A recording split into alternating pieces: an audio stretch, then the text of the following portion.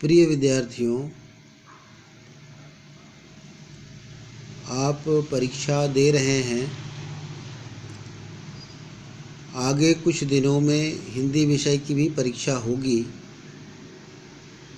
हिंदी विषय की परीक्षा में दूसरे अन्य विषयों की तुलना में थोड़ी सी विविधता यानी भिन्नता होती है। उसको किस तरह से आप भरें, इसके लिए कुछ मार्गदर्शन देने का मैं प्रयास कर रहा हूँ। आप इस वीडियो को 2-3 बार देखकर अच्छी तरह समझ लें, कोई गलती न करें। अगर किसी तरह का जो निर्देश इसमें दिए जा रहे हैं उससे अलग हटकर कुछ दूसरे निर्देश होते हैं तो उसको आप अच्छी तरह पढ़ लें और पढ़कर उसका पालन करें। आपको जो OMR शीट दिया जाएगा उसमें कुछ निर्देश होंगे।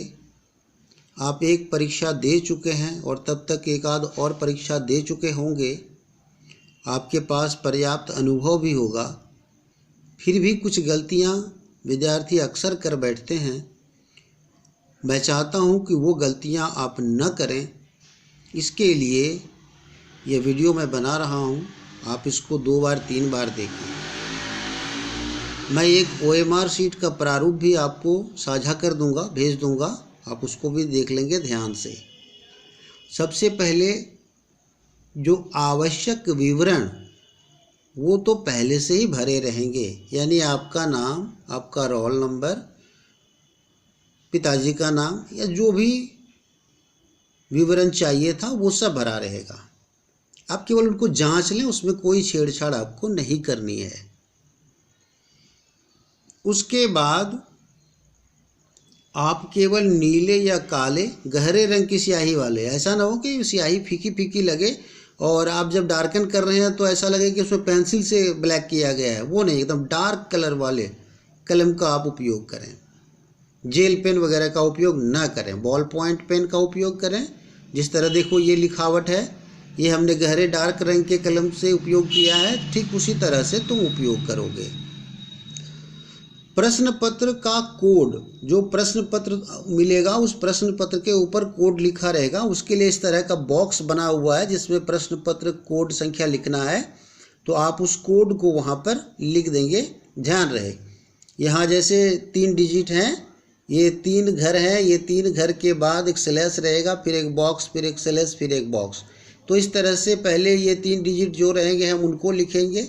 स्लैश के बाद जो भी रहेगा, अगर ABCD भी है तो वो भी ABCD लिखेंगे। अगर अंक हैं 1 2 3 4 तो वो लिखेंगे। जो रहेगा आप वो लिखेंगे। फिर उसके बाद स्लैश के बाद जो कोड रहेगा वो लिखेंगे। उसको लिख लेने के बाद प्रश्न पत्र को देखकर आप उसको भर लेंगे। भरने के बाद अब बारी है आपके उत्तर देने की। उत्तर देने के समय आप देखेंगे रिस्पॉन्स, यहाँ क्वेश्चन नंबर रहेगा 1 2 3 4, ऐसे करते करते ये 15 तक एक कॉलम में है। फिर उसके बाद रिस्पॉन्स है ABCD। देखिए यहाँ आप साफ देख रहे हैं ABCD लिखा हुआ है। यहाँ पर स्टार मार्क रहेगा। स्टार मार्क के नीचे इस तरह बॉक्स बने हुए हैं, वो बॉक्स रहेंगे। फिर एगो हैश रहेगा और हैश के नीचे इस तरह प्रश्न की संख्या, जो यहाँ है प्रश्न की संख्या आप देख रहे हैं 1, वही 1 यहाँ पर है। तो इसका संबंध इधर वाले प्रश्न से नहीं है, इसका संबंध इधर वाले प्रश्न से है। तो आपको करना क्या है, तो सबसे पहले आप क्या करेंगे कि आप जैसे प्रश्न को पढ़ रहे हैं, अब ध्यान रखिएगा कि सबसे पहले चीज़ों को जान लें आप। ये क्या चीज़ें हैं कि प्रश्नों को अच्छी तरह पहले पढ़कर समझ लें, फिर उत्तर के विकल्पों पर चिंतन करें। ऐसा होता है कभी कभी एक उत्तर का विकल्प आपने चुन लिया हड़बड़ में और बाद में आपको लगेगा कि नहीं ये विकल्प तो सही नहीं है, तो हमने गलत कर दिया। तो आप ऐसा ना करें, ठीक है। तो सबसे पहले आप उत्तर के सही विकल्प पर चिंतन करके क्वेश्चन पेपर में आप टिक मार्क कर सकते हैं, क्योंकि क्वेश्चन पेपर आपको ले जाना है, जमा नहीं करना है। तो आप उसमें टिक लगा सकते हैं कि आपने कौन सा उत्तर को चुना। पहले आप ये निर्धारित कर लें प्रश्न को पढ़ करके। उसके बाद जो उत्तर आपको सबसे सटीक लगे सोचने के बाद उसी विकल्प, उसी ऑप्शन को आपको भरना है ना, डार्कन करना है। जैसे आपको यहाँ दिखाई पड़ रहा है क्वेश्चन नंबर 1 में है ABCD, इसमें से जो विकल्प आपको सबसे सही लगता है उसी विकल्प को आपको डार्क करना है, और जिसको आप डार्क करेंगे उसको आप यहाँ पर लिख देंगे। ठीक है, ये जैसे A है तो A को लिखेंगे, अगर B उत्तर सही है तो आप यहाँ B लिखेंगे, C है तो C लिखेंगे, तब आप यहाँ कोई छेड़छाड़ नहीं करेंगे। ठीक है, आगे बढ़ते हैं। यदि अथवा के साथ 2 खंड है, नहीं रहता है कि ऊपर में अपठित गद्यांश 1 दे दिया, उसके बाद उसके 5 प्रश्न हो गए, फिर अथवा दूसरा गद्यांश दे दिया, फिर उसके 5 प्रश्न दे दिए, तो आप एक ही खंड का उत्तर देंगे। यानी अथवा के ऊपर वाले का दे रहे हैं तो आपको 1 से 5 तक प्रश्न मिलेंगे, उसी का उत्तर आपको देना है। अथवा के बाद वाले का दे रहे हैं तो 6 से लेकर के 10 तक मिलेगा, उसका देना है। तब फिर आप 1 से 5 तक में कुछ छेड़छाड़ नहीं करेंगे। ऐसा नहीं कि हमने तो अथवा वाला उत्तर दिया और वो भी 1 से 5 में लिख दिया, नहीं, उसका जो क्वेश्चन नंबर है उस प्रश्न का उसी क्वेश्चन नंबर को देना है। और एक बात कि अथवा में जो 2 खंड हैं उसमें से किसी एक ही खंड का उत्तर दीजिए और सभी प्रश्नों का उत्तर दीजिए। ऐसा ना हो कि हमने पहले खंड से 2 प्रश्न का दे दिया, बाद के खंड में 3 प्रश्न का उत्तर दे दिया, ऐसा नहीं करना है। आपको एक ही खंड का देना है। आप पढ़कर देख लें कि आपको कौन सा खंड ज़्यादा आसान लग रहा है, समझ में आ रही है, उसके प्रश्नों को देख लें और आप सही सही उत्तर निकाल पा रहे हैं, आप उसी खंड का दें उत्तर। तो अपठित गद्यांश में 1 से 5 तक आपका पहला गद्यांश हो गया, 6 से 10 तक आपका दूसरा गद्यांश हो गया, तो आप इसमें से किसी एक गद्यांश का उत्तर दे रहे हैं, यानी 1 से 5 तक का उत्तर दे रहे हैं या फिर 6 से 10 तक का उत्तर दे रहे हैं। फिर पद्यांश हो गया, तो पद्यांश में पहला पद्यांश रहेगा जिसमें 11 से लेकर 15 तक प्रश्न है। उसमें अगर हम पहले पद्यांश का उत्तर दे रहे हैं तो हम इनको करेंगे, और अगर हम नहीं दूसरे पद्यांश का दे रहे हैं तो ये 16 नंबर से आएंगे, फिर 16 नंबर से हमारा 20 नंबर तक उस पद्यांश के प्रश्न रहेंगे, हम उनका उत्तर देंगे। ठीक है, वैसी स्थिति में तब हम इसको छोड़ देंगे, किसको, 11 से लेकर 15 तक छोड़ देंगे। अब जिसको हम छोड़ रहे हैं उसका हमें इसको भी डार्क कर देना है, यहाँ कुछ नहीं लिखना है उसका, इसका इस बॉक्स में कुछ नहीं लिखना, बल्कि हम छोड़ रहे हैं 11 से 15 तक, तो हम 11 को डार्क करेंगे, 12 को डार्क करेंगे, 13 को करेंगे, 14 को करेंगे, 15 को करेंगे। अब हम 16 से उत्तर देना शुरू करेंगे 20 तक का। लेकिन अगर हम दे रहे हैं पहले पद्यांश का उत्तर तो हम 11 का उत्तर देंगे, 12 का देंगे, 13 का देंगे, 14 का देंगे, 15 का देंगे, तब हम इधर कुछ छेड़छाड़ नहीं करेंगे, और जो उत्तर देंगे वही ऑप्शन हम यहाँ पर लिखेंगे।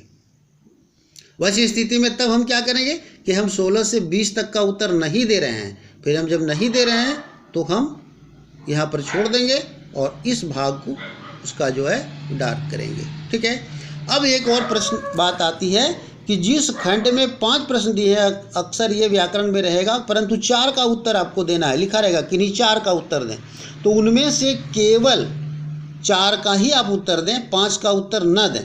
ये कुछ विद्यार्थी करते हैं कि हम 5 का उत्तर दे दिए, वो बहादुरी नहीं है।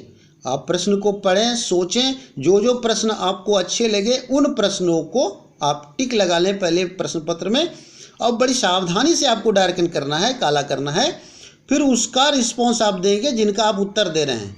जिसका उत्तर आप नहीं दे रहे हैं, ठीक है, उस प्रश्न के दाईं ओर के उसको काला कर देंगे। मान लीजिए कि आपका 21 से शुरू हो रहा है, 21 में आपका 5 प्रश्न दिया, 21 से लेकर 25 तक, उसमें आपको 4 ही का उत्तर देना है। तो आप किसी एक को छोड़ सकते हैं, जो आपको ज़्यादा कठिन लगे उसको छोड़िए। हम 21 का उत्तर दे रहे हैं, 22 छोड़ रहे हैं, 23, 24, 25 को दे रहे हैं। ठीक है, या हम 23 छोड़ रहे हैं तो हम 21, 22 और 24, 25 को दे रहे हैं। जिसको भी छोड़ रहे हैं उसी का ये भाग काला करेंगे, बाकी इसमें कुछ नहीं करेंगे, छोड़ देंगे। तो यहाँ हम उसको काला करेंगे। जैसे मान लो, अब हम उत्तर पर आते हैं, तो पहला खंड जो हमारा है उसमें हमने क्वेश्चन नंबर 1 को पढ़ा और पहले गद्यांश का ही हम उत्तर दे रहे हैं। ठीक है, तो हमें लगा कि यहाँ पर ए वाला उसका सही उत्तर है, तो हमने ए को पूरा डार्क कर दिया। ठीक, और हमने यहाँ पर ए लिख दिया। कभी कभी हो सकता है कि आपने डार्क ए किया लेकिन बाद में आपका मन बदल गया या कुछ हो गया, तो वैसी स्थिति में आपको लगा कि नहीं बी उत्तर सही है, तो आप बी को भी डार्क कर दीजिए। नहीं, ऐसा मत कीजिए, बी को डार्क बिल्कुल नहीं कीजिएगा, बल्कि ये बॉक्स आप खाली रखिएगा पहले। और अगर ऐसी मनस्थिति बनती है और गलती से ए डार्क हो गया तो बी रिस्पॉन्स आपका सही हो रहा है तो आप यहाँ पर ए की जगह बी लिखेंगे, एक ही बार लिखेंगे, व्हाइटनर का प्रयोग नहीं करना है और किसी तरह की कोई गड़बड़ी नहीं करनी है, और इधर आपको तब उसको नहीं छूना है। अब हम इसी तरह से मान लेते हैं 5 तक हमने कर लिया, हम 6 से छोड़ रहे हैं तो 6 में हम सीधे आएंगे, ये 6 नंबर को हम छोड़ रहे हैं तो हम 6 को ब्लैक कर देंगे, 6 को ब्लैक कर दिए, हम 7 को ब्लैक कर दिए, ठीक है, हमने 8 को ब्लैक कर दिया, इस तरह से डार्क कर दिया, पूरा करना है, हम थोड़ा थोड़ा छोड़ भी रहे हैं, आपको पूरा करना है। हमने 9 को कर दिया, हमने 10 को कर दिया, ठीक। तो हमारा ये जो हो गया, यानी ये 5 क्वेश्चन अथवा वाला था, हमने इसको पूरा छोड़ दिया और हमने यहाँ का चारों का रिस्पॉन्स दिया। मान लेते हैं 2 नंबर में बी उत्तर हमारा सही हुआ, हमने इसको बी लिखा, इसका हमारा फिर बी वाला सही हुआ तो हमने इसका भी बी लिखा, हमारा इसमें सी वाला सही हो गया तो हमने यहाँ सी लिख दिया, हमारा 5 नंबर में डी सही हो गया तो हमने यहाँ पर डी का लिख दिया, ठीक है। तो इस तरह से हमने यहाँ भी उसको दर्ज कर दिया, ये हमने कुछ नहीं किया, इसको छोड़ दिया। हम यहाँ से 6 से लेकर 10 तक का उत्तर नहीं दे रहे हैं तो हम 6 से लेकर 10 तक को हम डार्क कर दिए, ये हमारा हुआ कि हमने इसको छोड़ दिया है, ये नॉट अटेम्प्टेड में गिना जाएगा, इसका कोई रिस्पॉन्स दर्ज नहीं होगा, ठीक है। अब उसके बाद हम 11 से लेकर के शुरू कर रहे हैं पहले भाग का। अगर हम पहले पद्यांश का उत्तर दे रहे हैं तो फिर हम 11 से लेकर 15 तक करेंगे, और अगर हम ऐसा नहीं कर रहे हैं, हम दूसरे पद्यांश का उत्तर दे रहे हैं, तब इसको डार्क कर देंगे और छोड़ देंगे, इधर कुछ नहीं करेंगे। फिर हम यहाँ 16 से शुरू करेंगे, इसको यहाँ कुछ नहीं करना, तब 16 से रिस्पॉन्स लिखेंगे, यहाँ पर उसको लिखेंगे, फिर ठीक है। तो इसके बाद हमारा 20 तक तो उधर हो गया, आपको इसमें लकीर उकीर नहीं खींचनी है, कुछ नहीं करनी है। 21 से हमारा व्याकरण शुरू होता है। इस व्याकरण में हम जो 21 वाला बना रहे हैं उसमें हमको जो सही विकल्प उत्तर का लगा, मान लें पद परिचय है, तो पद परिचय में जो हमारा सही हुआ, मान लीजिए हमारा डी सही हुआ तो हमने डी को डार्क कर दिया, हमने यहाँ पर डी लिखा, इधर हम कुछ नहीं करेंगे।